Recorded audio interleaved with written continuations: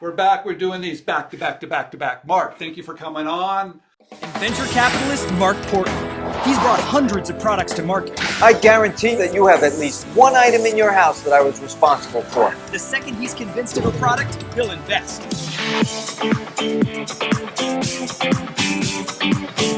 All right, let's talk about the industry for just a minute because everybody wants it to be easy, right? It's like it's like who you know. Everybody thinks it's either a money problem, prototype problem, patent problem, or just if I knew the right person problem. And there's a lot of portals out there, right? And it says, submit your idea to me. Now, I think that some of these companies are really serious about these portals. They get back to you. They're really serious about looking at ideas. And some of those companies that have portals are not that serious. They want you to go away, and it's a way to babysit you. Am I right about that or wrong?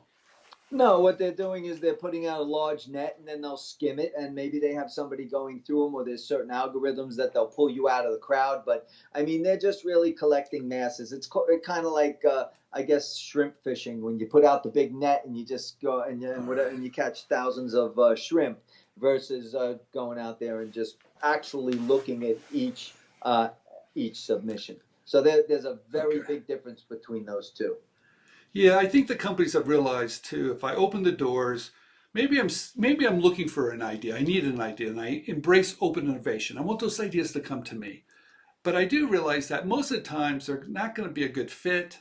Maybe the timing's not right. Maybe they're too expensive. Maybe someone's a little too early in the process, so the ideas aren't that good. So I've got to go through all this mess, and it takes time. How much time and energy does it take for you to find that one thing that maybe shines that you take? It's time consuming, isn't it? Absolutely. I mean, I get, let's just call it between 20 and 50 submissions a week, right? All right. So out of all those, anybody out there with a calculator can do the math. And maybe I invest in one or two, maybe tops 3 items. So if it's 50 a week and do the math, I'm not that great. So it's hundreds and hundreds of submissions, and I'm really landing on 2 or 3. You can see what it looks like, but I'm legit. I'm putting my own money into it. I'm turning them into companies or items, or adding them to the quick survive line or something like that. So my team and I have to look at each submission. We look at it, we talk about it. The cuckoo birds that come in, we just launch them. But I mean, the ones that really submit legitimately and don't abuse me, I will look at every single one. Yeah, see, that's a little unusual. I think some companies like yours, I think there's other companies that I know of that really take it serious. They can document them, they can look at them, but there's a lot out there that, it's a black hole sometimes. You send it in. No, Stephen, it's the oldest trick in the book. It's the hopes and dreams game. Okay, right. The hopes and dreams game is a time-tested game. Okay, if you take this pill, you're going to lose 100 pounds. Sit on the couch, eat bonbons, eat cake, eat cupcakes, but you're going to lose 100 pounds. Let's just say bullshit. Okay, that's number one. Number two is they think the hopes and dreams of being thin or losing weight, whatever they want, is going to be done very simply. Well, guess what, folks? There is no magic pill. There's no magic pill in dieting. There's no magic pill in inventing. There's no magic pill in any of this. Wake up in the morning and break your ass. Okay? If anybody gives you any different advice than that, send them to me. I'll straighten them the fuck up.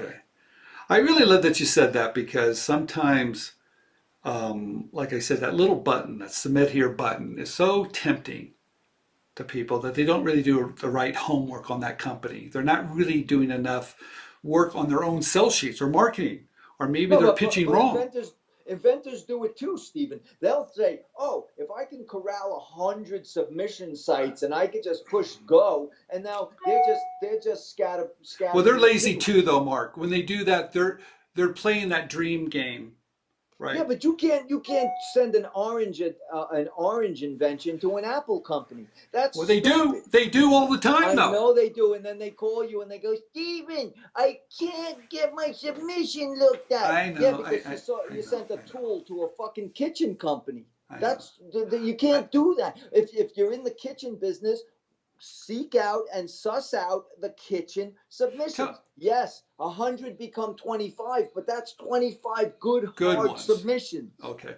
Tell me this, Mark. If someone's submitting to you and they're difficult to work with, and no matter how great their idea is, do you just kind of put them in a pile and go, I'm not dealing with that person?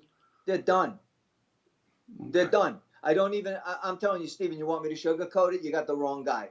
If somebody gets on and they're cuckoo or whatever, and I see that they're a big pain in the ass, they're done. 50% jockey, 50% horse. And if the horse is the greatest horse in the world, but the jockey's out of their bird, I'm out. I don't care. Okay. I have no trouble with deal flow. I'm not looking for the next deal. You know what I mean? Like, I have tons of stuff.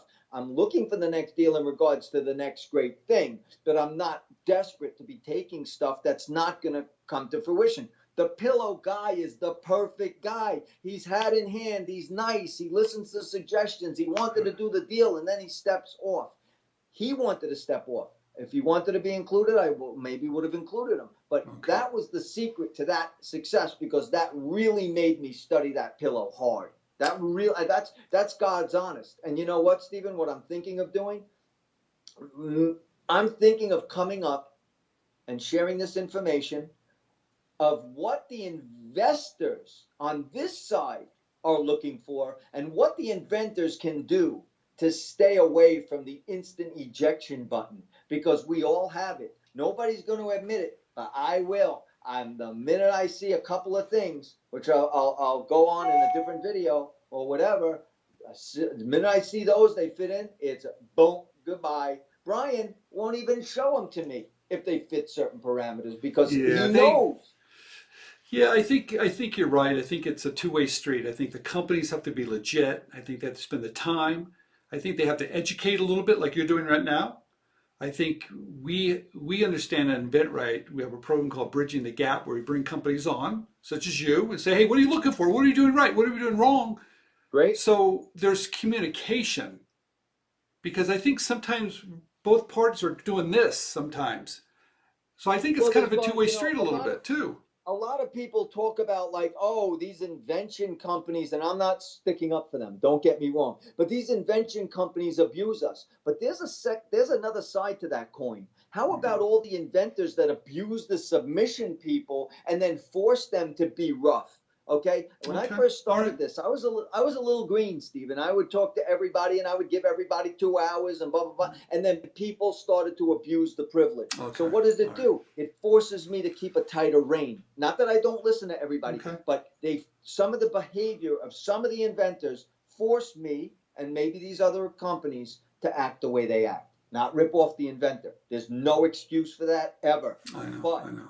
But just the roughness, because otherwise people take advantage. If I give them an hour, they want 3 hours. If I give them a half hour, they want an hour and a half. And, I only have so many hours in the day, just like everybody out there and just like you. So time is money. I know everybody's heard that, but time is money. So why, No, you gotta be respectful of someone's time. And I was on a call today, and it was an important call for this person, I know, and I put it on my calendar too.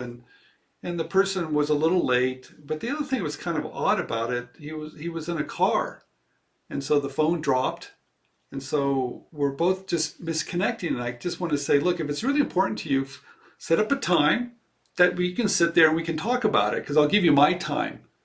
But How about this one? Let me show you. It was a little bit, Mark, you know what it was? I wanted to talk to this person. It was really important. I know it was important to him too, but I don't know if he took it that serious.